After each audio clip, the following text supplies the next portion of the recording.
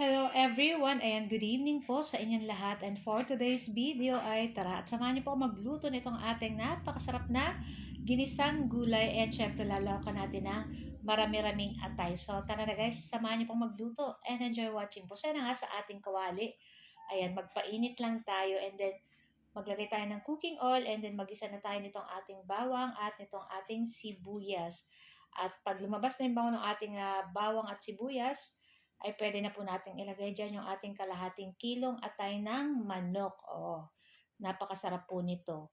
Kaya kung di nyo po alam, kung kayo po ay laging puyat or kulang sa dugo, maigi po nga kumain kayo ng liver, ayan, kasi yan po ay pampadagdag ng dugo, o di ba?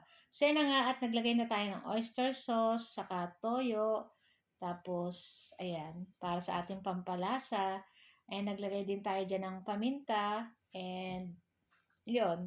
Tapos ilagay na po natin dyan yung ating in-slice na carrot, kasi ang carrot medyo siya po ang matigas na gulay, kaya inuuna ko siya pag ginigisa.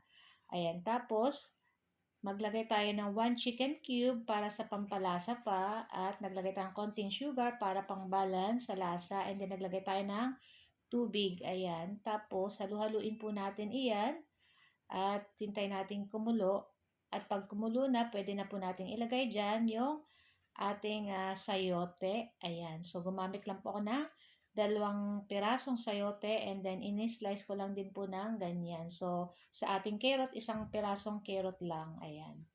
Tapos, ilagay na rin po natin dyan yung ating Baguio beans. Ayan. Konti lang po yan. Siguro mga 1/8 lang yan or hindi pa. Para masarap po pag maraming gulay. Ayan. Parang chop suey na rin siya, guys. Ang pagkakaiba lang, wala tayong bell pepper, saka celery, tapos yung cauliflower, tapos yung mais, ayan, chop suey na yun. So, ayan na nga guys. So, double check natin pag okay na yung gulay.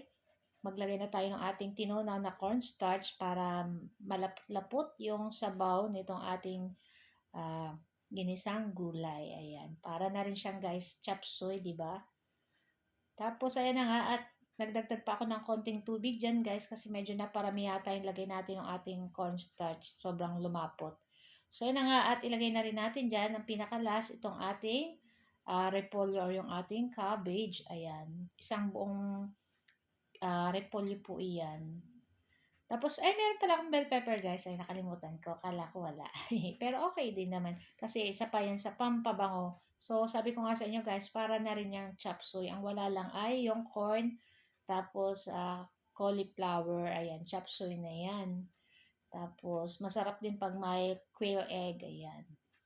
So, yun na nga. At halu-haluin lang po natin iyan. At ilang minuto lang ay okay na rin to guys. So, syempre ang gusto natin sa gulay ay half cook lang. Kaya okay na natin. Pwede na natin patayin yung apoy. At ready na rin po itong ating napakasarap na ginisang iba't ibang gulay. Ayan.